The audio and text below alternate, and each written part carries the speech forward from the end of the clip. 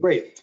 And if anybody wants to kind of straggle in, they're obviously can do that. So, well, good afternoon, everyone. For those who don't know me, I'm Brad Murins, and I am the Public Policy Director here at Disability Rights Nebraska, and I will be helping this task force do its work and its function.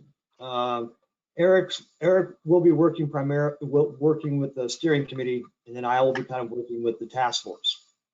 So that's kind of where you'll see me kind of lead this group, and Eric kind of take charge of the smaller steering committee.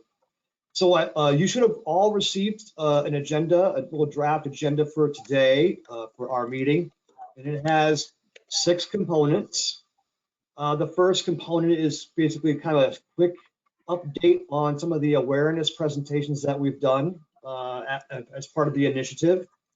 Then Jonathan has so graciously sent to us some draft content for some brochures for Nebraska supporting decision making. So we wanted to give him an opportunity to go through those and kind of walk us through what he's got there. And we're also looking at developing a subcommittee to look at education and looking at kind of breaking into or continuing our foothold, expanding our foothold in the education context. And we're also looking to talk about how that could be put together and how it might be structured, and then looking for anybody who wants to be a volunteer or a volunteer for that subcommittee. And then, of course, anything else that you all wanted to bring up, and we will be happy to discuss that in other business. And then, of course, we'll adjourn for the day. Are there any changes? Anything else that you want to add to that, or should we just start with number 1, the presentation discussion? I'd be open to adding anything to the agenda if you want. Seeing no one raising hands or looking like they want to jump in and speak, let's continue on with the top of the agenda, and that is the update on supported decision-making awareness presentations. So starting with, we've lined up a couple of presentations already. The first presentation that we lined up was this morning, at the Nebraska Department of Education's Transition Conference. And we'll talk about that a little bit here in a second. I also wanted to let you know that we've also lined up another speaking engagement on March 18th. And that is with the Brain Injury Association's conference. And then correct me if I'm wrong, if I didn't say that correctly, if I had the wrong title, but we'll be doing another kind of overview, practical application, and raising awareness about this group and the steering committee, our initiative around that, again, at the Brain Injury Conference coming up in March. We're still looking for any other potential opportunities to raise awareness and educate folks on this issue. So if anything comes across your desk or lands in your email inbox and you think it might be relevant, please let us know. I will say though that we did take a look at the youth leadership training that was sent by Marla to us earlier. And I talked to Eric. I looked at some of the materials and the sort of the frequently asked questions document, and so did Eric. And we kind of thought that it might be a little too much for what we're looking to do right now. It might be more of a commitment that we're not ready and willing to take on right now. So while we appreciate the good eye and good looking out, we just thought it might not be appropriate for us at this juncture. So we decided to pass on that opportunity. But again, we appreciate the good eye and letting us know, and again, continue to let us know if there's any other things that come across that you might be aware of that you think would be pertinent for us to talk about supported decision making. We would be happy to do that. And we did let the folks at the transition conference today know that this group is always looking for and is willing to do presentations on this topic. So we kind of put the bug in there here as well. So focusing Brad, back. can I say something? Yes, Mary, please go ahead. So we do have a date also with the Youth Leadership Council, don't we? Did we not zero in on a date there? I don't have it in front of me and I'm on a split screen rather than two screens, so I can't go look, but I felt like it was in March sometime for the Youth Leadership Council that is run through NDE and VR. And today, after our presentation at the Transition Conference, a couple of VR folks came up and said they would think this would be really useful at what do they call it? The VR Academy or the VR College or VR University. And I thought Lindy was going to get something set up for us on that as well. Oh, Mary and Brad, I wanted to let you know as well that I did present to Nebraska Youth Leadership Council on Saturday. They had asked me to present on volunteering, how to get engaged in your community, a little bit on the council, and then I incorporated a few slides on supported decision making, borrowing language that Jonathan provided in all of the different brochures. So I had about 4 different slides. So they've had a little bit of it, and I've probably only had about 6 people, 7 youth on that, but it was yeah, so I'm glad that you're coming back and can go into that a little bit more in depth, and hopefully maybe Erin will be with you too and can have that self-advocate perspective. Oh yeah, and I'm glad you mentioned that, Kristen, and I'm glad you mentioned that, Mary. I got so many presentations swirling around in my head, the dates get overlooked sometimes, but March 10th is Thursday night at 8 o'clock is our scheduled presentation. And so for the youth leadership folks, I presented to them a couple of months ago, just kind of about advocacy and those general concepts, and they were very supportive and very receptive. So I think it'll be a really good presentation. And I'm glad that we can follow up with Kristen's sort of introduction to the topic, and then we can kind of follow up with some more detail. I think that's a good 1-2. Yeah, and what I found interesting, and probably most of you don't, but a lot of times the parents are nearby helping with the audio equipment, so it's kind of like you're getting the parents' ear at the same time. So yeah, good luck. That's cool. And I will have Erin with me. We'll be in Phoenix that week in March, but Erin will be in Phoenix with me. So she will definitely can come in as a self-advocate at the Youth Leadership Council too. And so even some of the slides I did on her behalf today, she'll just do. And then, so we did present at the Transition Conference this morning. It was well attended. I think, Mary, you said there were, well, we had 18 to 20 people signed on online. And Mary, you said there was probably a same amount of folks that were in the room? Oh yeah, at least that. I want to say there were maybe 25 people in the room. Maybe Great. more. So we're looking at, we had an audience of about between 45 and 50 people that were very attentive. And our sort of the theme of the presentation today was, Jonathan started off the presentation talking about the general concepts of supported decision making, the same content that he provided for the supported decision making presentation for the disability education series. So we talked about the general concepts.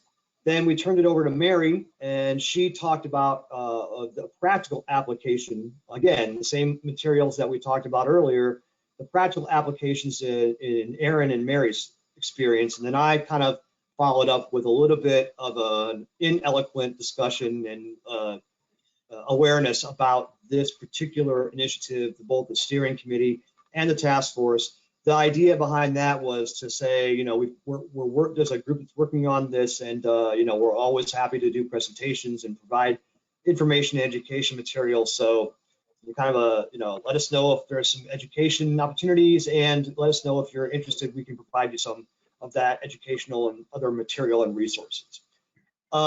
Jonathan or Mary, do you want to talk a little bit about what you experienced today, or fill in, or do you want to move on to the next thing? I think you covered it well, but I thought it was a good group. I thought the questions that were asked were excellent, and I think this is exactly what we should be doing. This kind of combination of supported decision making 101 And I think this was the best part today, the way Mary spoke to them directly as teachers, educational professionals in transition. So we not only communicated the basics, we communicated it in a way targeted to them. And that's what I want to see us doing when we talk to other groups. I would love to do this VR presentation, and then we could focus then after 101 on issues specific to VR counselors. And then we're using supported decision making not as a new thing, but as a way to make the things that they already have to do more effective. Exactly. Yeah, Mary? one of the things I did, what Jonathan's referring to is because I had a room full of special ed secondary teachers, transition age and just high school age, secondary school administrators in special education, and there were 3 VR folks in the room. And I don't even know who was on site because when you're presenting like that, I couldn't tell who was Zooming.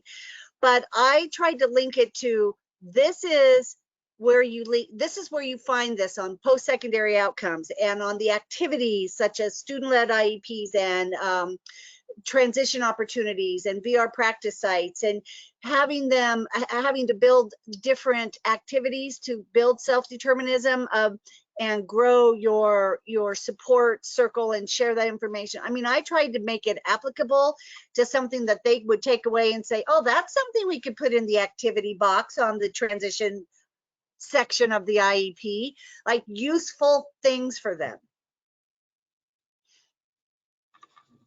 And I really thought that I was really impressed, and maybe it's just my own personal bias, looking at liking to look at data and research. I really thought that Jonathan's inclusion of the data and the science and the research, the hardcore science research about self-determination impacts, and the study about those youths that were engaged in that study in Virginia in 2021. I thought that was really powerful stuff, and I think it resonated with these folks as well.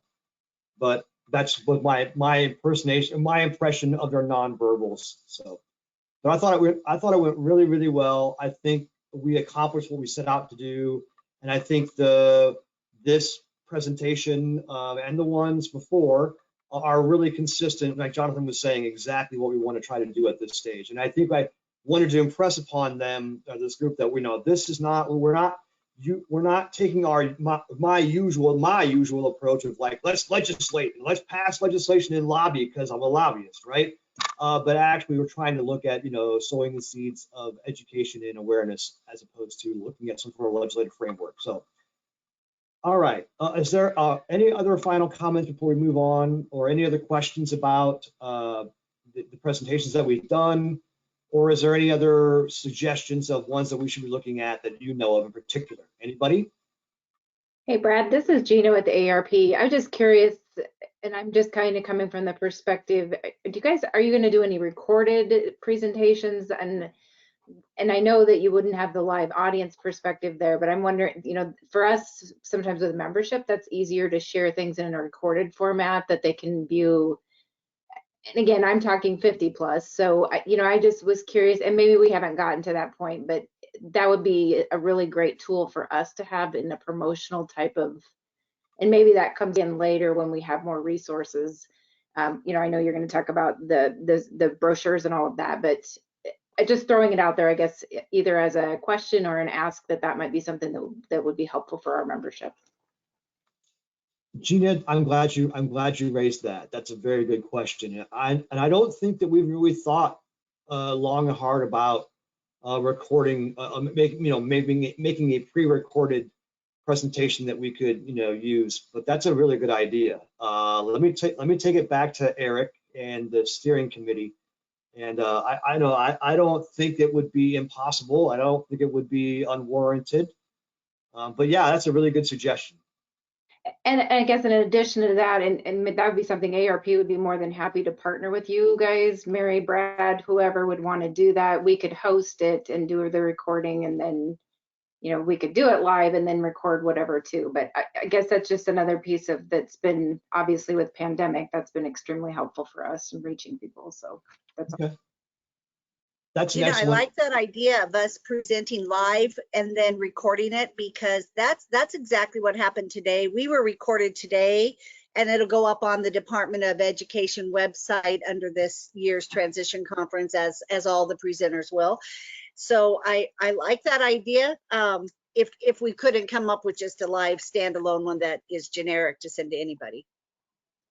Well, and we can chat later too, Brad, Mary, whatever, and we'd be happy to host on our end if selfishly, if that's something we could help record and again, pass it through membership, we would be happy to do that. So just put it out there. So thank you. And thank you for that suggestion, Gina, and the offer of collaboration. That's a great idea. I wrote it down. I'll definitely take it back to the steering committee and Eric and see if there's a way we can make it happen. Anything else from the gallery? Seeing nothing, we'll move on to the second part of our agenda, which is the review of the draft content for Nebraska supported decision-making brochures. And we have Jonathan, I have him down as just engaging in this discussion, leading us on the path. Jonathan, you have the floor, sir. Thanks, Brad. And this part of the conversation really just builds on the last one.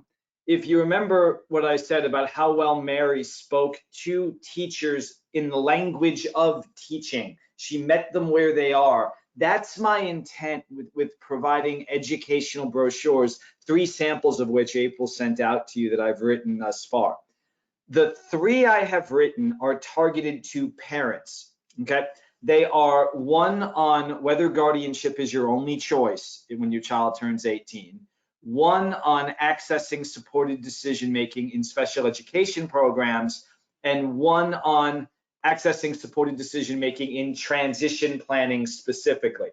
I chose those 3 to start with because what we know is that parents are the most likely parties to seek guardianship and educational professionals are the most likely to recommend it. So I thought as we are doing outreach and education to people, those were the 2 best places to start. Focused right on parents and focused right on whether you have any choice in going for guardianship. The answer is, of course, you do. There are other options. And looking at that specifically in the special education realm. My goal was to write very short, very approachable documents that are written in non-academic language, shorthand contractions are used, but also having enough references in it to make it clear that we're not just talking about something aspirational. This is something backed by years of research. The reason I forwarded these also was to hopefully start the conversation about a couple of things. One, do you think this is the right approach? I do for this reason. I have seen other states present very thick guides. I was just talking to folks in Connecticut. They've got a 75-page guide on supported decision-making. It covers everything under the sun in every possible permutation. And what I said to them as gently as I could is no one's going to read it. No one is going to take that on. That looks like homework.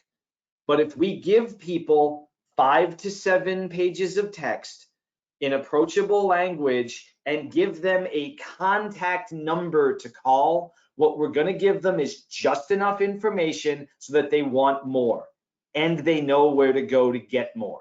And we do it in small bites, introducing them to the concept and then putting the concept where it belongs. I could foresee supported decision-making in vocational rehabilitation, supported decision-making in healthcare, supported decision-making in money management.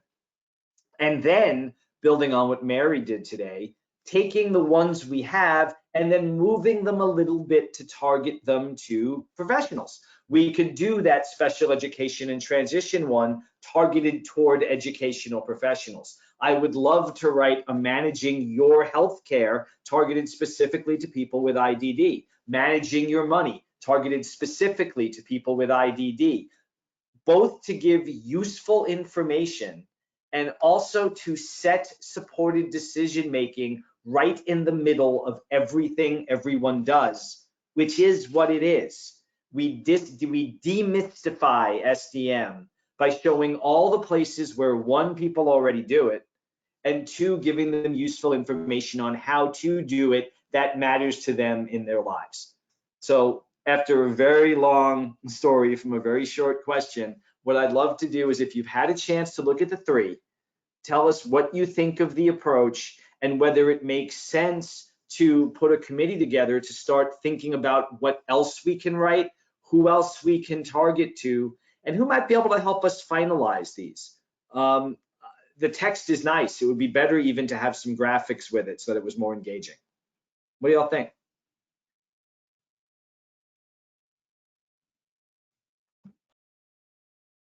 For me, I thought it was very informative and easy to understand and read.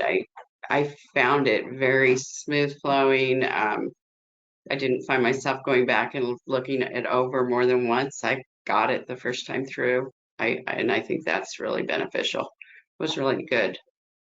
All three.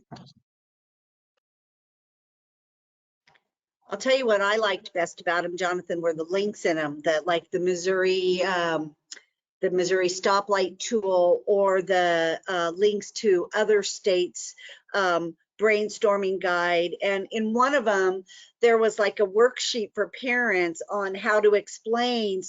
I'm going to use that right now. Like, I think that's great right now, standalone, that worksheet standalone. And so, and that made me think, I don't know if they're doing Parents Empowering Parents, the Nebraska State Parent Conference this year. They haven't done it the last couple of years, I don't think, but whenever COVID gets over, they do it again. That would be a great topic for them as well. So the links are super helpful, even in the narratives. Thank you. Is there anyone who has some ideas on what, if this is a good idea to do? Would anybody want to join a subcommittee where we can kind of develop these and develop target audiences, which I think would feed into finding outreach and opportunities to present? Like Mary just said, the Parents Empowering Parents Conference, our goal should be to have resources. I shorthand it with stuff. When there's new things to think about, people love stuff to go with it. It makes it tangible. So if we were to go to the Vocational Rehabilitation Conference, we would want to have VR related stuff, which makes it real. I know I would be very interested in that. Also, I keep thinking of Project Harmony is that a place that we could go to? And also, you know, I think of in the work, Chadron State College or Job Corps, some of those students there have had to go into having guardianship. And when I was reading this, I was like, no, we have to advertise or get this out there in the panhandle part of the state, because I feel like this would be phenomenal for a lot of our people. Yeah, so I'd be really excited to help spread the word of this. Yes.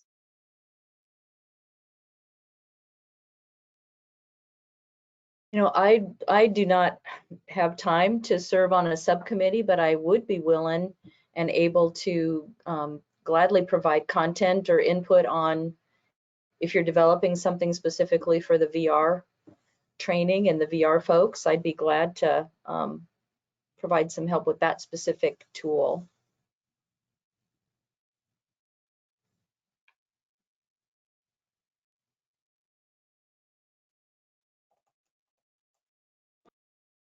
Jonathan, I just wanted to compliment you on the plain language that you used to mirror what Cher said. It is very easy to understand, and it was easy for me to relay to students, you know, by using some of your language. So that's a huge plus, and that's an area I know as a council we really struggle with, because there's such a small staff, and I don't have somebody who can specifically just zero in on plain language. And so I think that's definitely an area we'll want to explore. It's very nice of you, Kristen. I think that's imperative, because we're going to be, we're all in the bubble here. We all believe in supported decision-making. We've heard of it. We've lived it in some cases for years. The vast majority of people haven't. The vast majority of parents, the ones who are going to be moving for guardianship, have never heard of this. So we're going to be presenting them with an entirely new concept. That's going to be a little scary. We've got to communicate it in a way that makes it very natural, because it is. That's why the 75-page document, going to lose them. But 5 pages that says this is what you already believe in, because every parent already believes in empowering their child to the maximum extent possible. If we were to do VR stuff, we'd be talking about informed choice, which every counselor believes in because it's in the regs. And we would correlate that to supported decision making. We meet people where they are so they come to us rather than we scare them away. And what I liked about the brochures, Jonathan, I think is the language kind of extending what the current conversation. I think the language that we use in these is a direct kind of like corollary. It matches with the language that we've been using in the presentation. Now, I think also one of the hallmarks, and I think strengths of the presentations that we do, is that it's not written by Brad, who wants to use $5 words and use compound complex sentences and use. I really think that the plain language and the plain conceptual analysis of the presentations is one of the hallmarks or trademarks, benefits of the presentation, which means I think the language that we use, that you used in these brochures, I think mirrors that very, very well. And it speaks to people, like you were saying, Jonathan, where they're at, which also maybe, might lend the possibility that they might accept it and incorporate it rather than having something that they have to really think about and analyze themselves.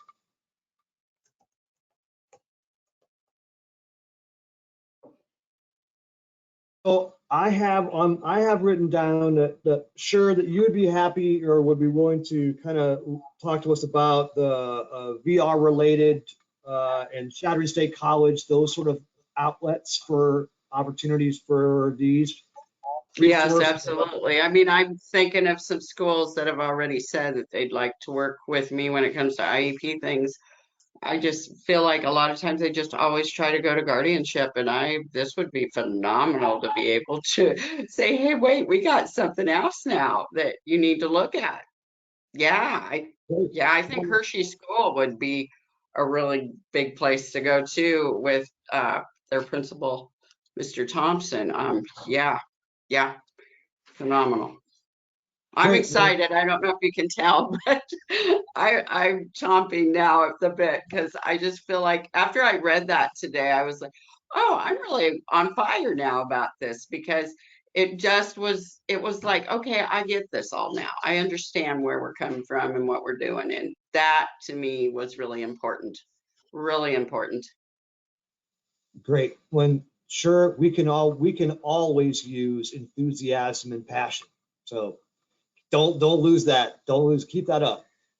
And then Carrie, I have written down here that you can help provide some content or input for the VR University and for anything for the VR University presentation, or with the components, the educational materials that we talked about today, and targeting them toward VR. Sure, yes, and I, not to usurp anything that Lindy might have offered, but I'm glad to support whatever she had offered before. So yes. Okay. Is there anyone else that wants to look at, revise, work with us on developing, targeting, or anything with the aforementioned publications, the resource materials? Anybody else? I've got Carrie and Sure. We've got Mary, me, and Jonathan. Is there anybody else that wants to participate in that group? Okay. Now, I think go ahead. One follow-up question, and again, I'm sorry for harping on this, but does anyone have any suggestions or ideas or resources that could, if you will, pretty them up? if you've seen some of the material I worked with the Missouri Developmental Disabilities Commission Council on, they engaged a graphic designer to make the brochures a lot more approachable. I can put a link in the chat if you haven't seen them. I would love to see that again. It makes it more approachable, more accessible, and less like a policy brief.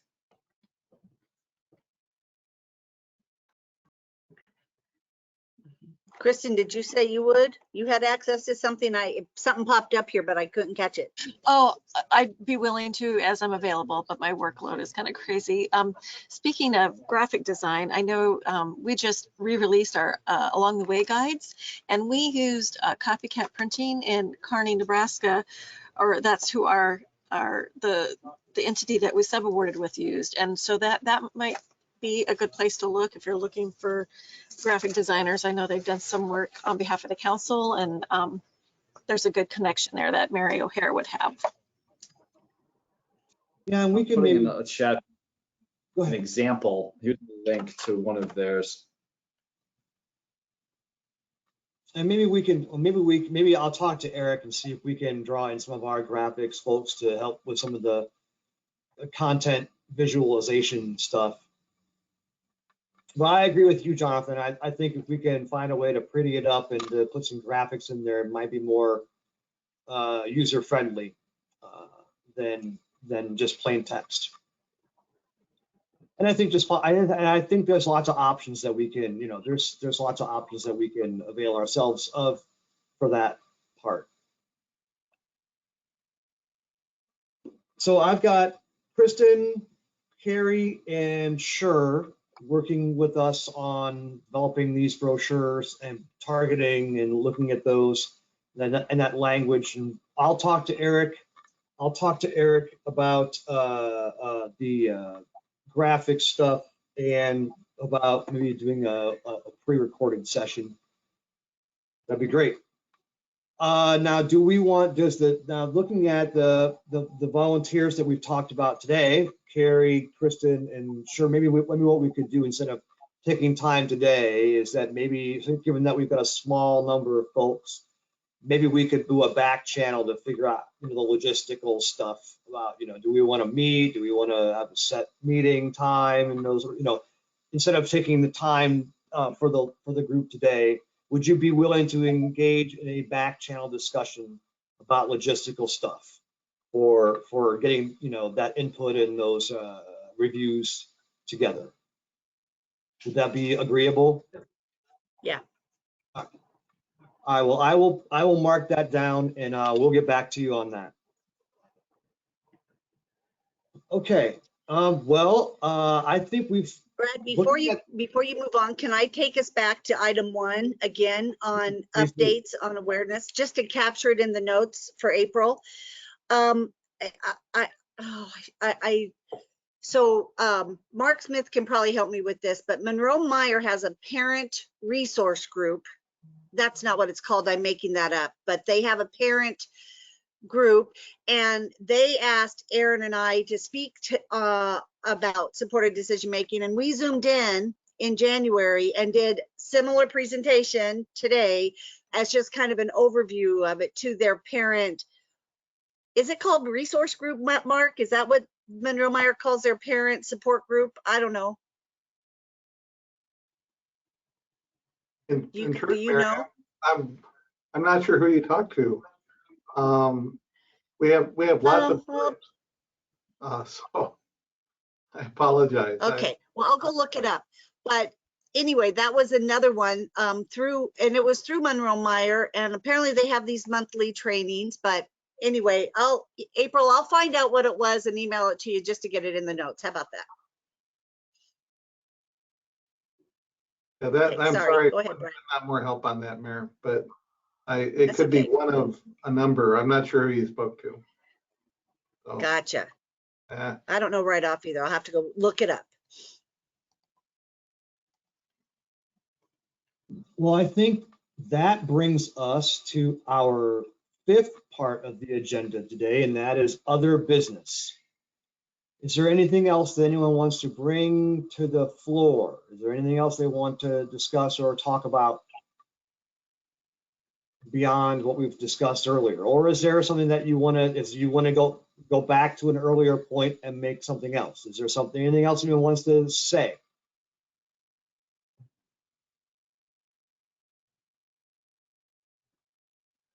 Seeing none.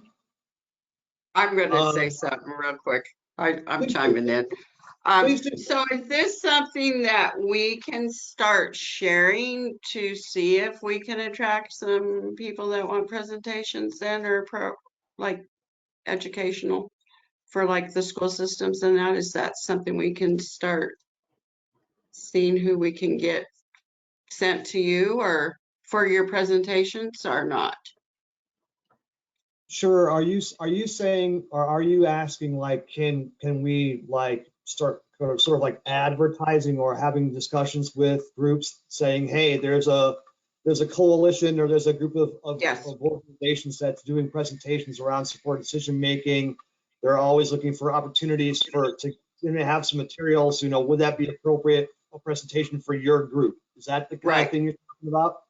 Exactly. I don't think that would be a problem. That's kind of how we got hooked up with the presentations that we've done in the past and the ones that are going to be happening in March. I Okay. think that's pretty consistent with how we've promoted this group and those presentations. I don't, Okay. unless Mary or Jonathan disagree, I think that would be right in line. Okay. Well, plan on getting some emails. Great. Whatever I have to do to make my phone ring or my email box to blow up, hey, I'm all about it.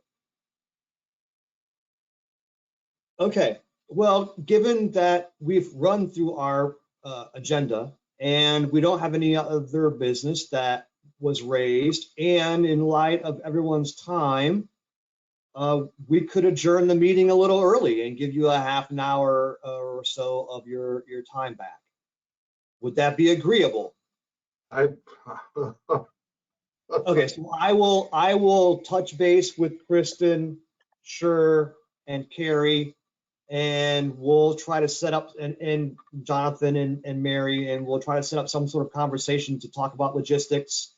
And then we'll continue to look at getting the time for the VR University locked in and get that ready to go, and all those things in order.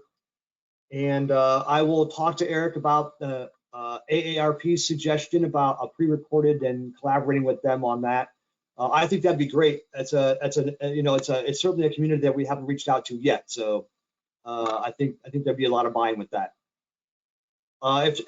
Seeing that there's anything else that anyone wants to raise, April, you had a comment.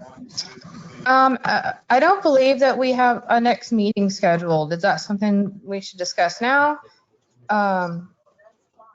Or just revisit via email?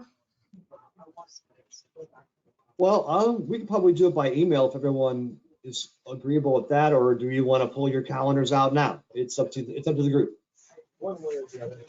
It doesn't matter to me. I think we probably do it by email, don't you think? I mean, I'll organize that by email on a back channel. Or, Okay. I can prepare a doodle poll, and that way everybody can give feedback as they're able. That's an excellent idea, April. Let's go with that. That'd be excellent. Thank you. That'd be great. All right. Having been dispatched with. Brad and Mary, I forgot. Did you guys know about the ASD Network Conference in April 7th and 8th? Is that on your radar as well? Okay. It is now. It is now. Yep. I think that the RFPs have come in. I think that's been closed. I don't think we can get in. I looked into that and I didn't get the email because I'm retired now and I wasn't Johnny on the spot with that.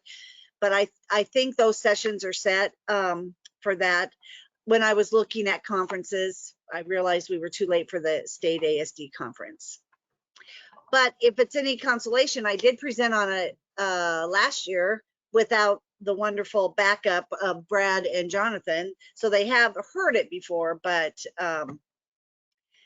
the whole thing to me is the connection with Brad and Jonathan. So not just one parent's application, because it's really like, well, that's what she's doing, whatever, without having the whole explanation of the initiative and the state program, and all of you guys jumping in on the task force and the combined effort, it's not nearly as powerful.